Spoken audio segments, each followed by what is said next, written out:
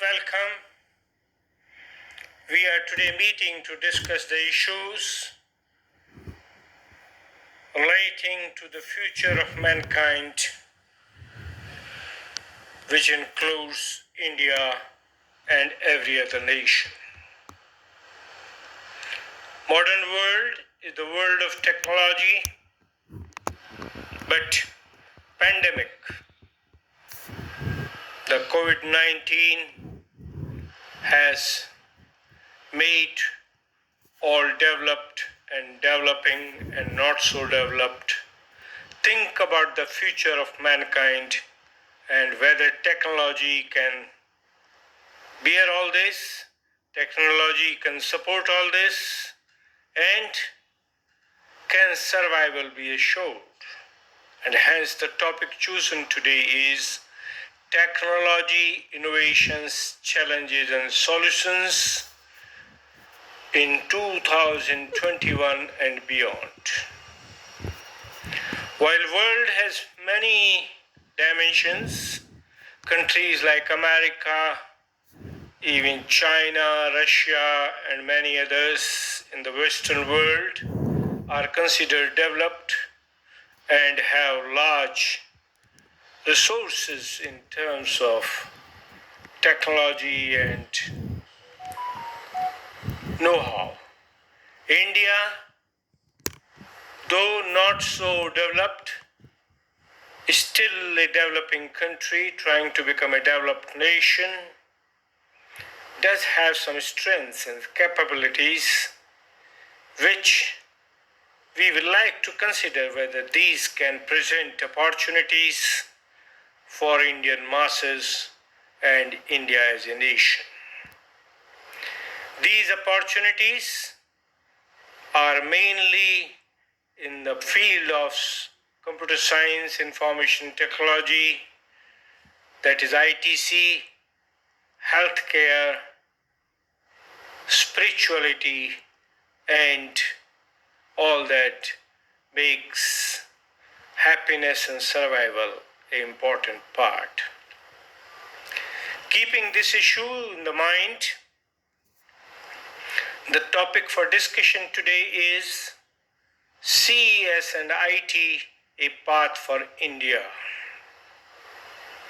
In the past, we had discussed topics like how to make India Vishwaguru, information technology for all, human re-engineering, etc., etc. The topic today is Cs&It as an opportunity, as a challenge, as a path for India to make it grow and come forward in the world of survival as a leader. Keeping these aspects in mind, we looked at the background of India. While we all agree that nations are made by the people, education is the tool of making minds and the people. And keeping this aspect in view, India was once considered a great nation, a place of learning, a place of values with world-class teachers and institutions. But today, India, after having lost that greatness and becoming slave, we are again looking at, can India regain this greatness or become better using computer science and information technology in the modern world? For achieving this goal, we need to do a SWOT analysis, SWOT, strength, weaknesses, opportunity, and threat analysis, and nurture our strengths for growth of India using CSIT, which is recognized as a strength for Indian professionals to proceed further and achieve the success. Therefore, the CSIT Path for India will be discussed under various topics like background or introduction, CSIT in India, global trends, path for growth of CS&IT in India, that is using understanding of human beings, brain-mind systems, computers and cognition, use our understanding of evolution and creation, and develop applications using understanding of all this for making India great. We will conclude it with some suggestions on issues and solutions or path forward, and conclude with the understanding which can make India move forward. Friends, computer science and information technology are keys for development in modern world. Computers as devices, as technology, as capability when introduced into various devices, it makes these as intelligent devices capable of doing intelligent work and hence intelligent systems. But this requires hardware, software and services which are all essential for the growth and development of CSIT in all areas of applications. In the past, India had set up PSUs like ECIL, BEL, ESPL, and institutions like CDOT, CDAC to give impetus to the growth of CS&IT, hardware and software in India, but for some invisible reasons, in the period around 60-70, Government of India put a stress on economic development and resort to import of hardware and software for Indian requirements.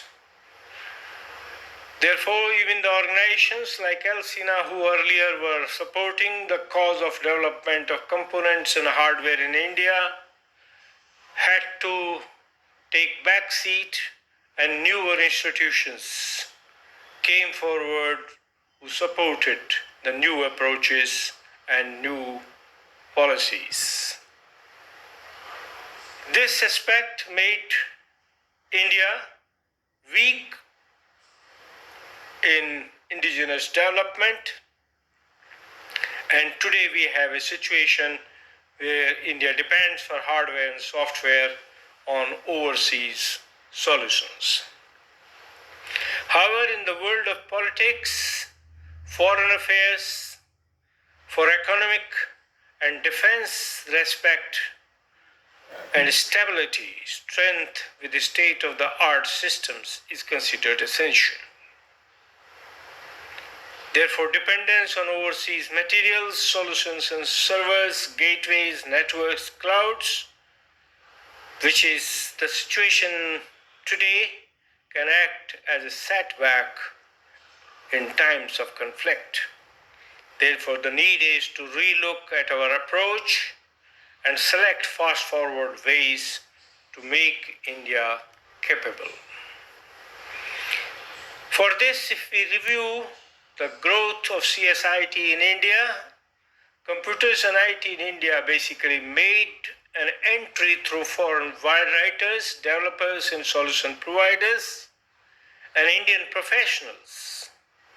Though exposed to the best and latest hardware and software, mostly worked in the areas related to requirements of overseas clients and their systems and solutions.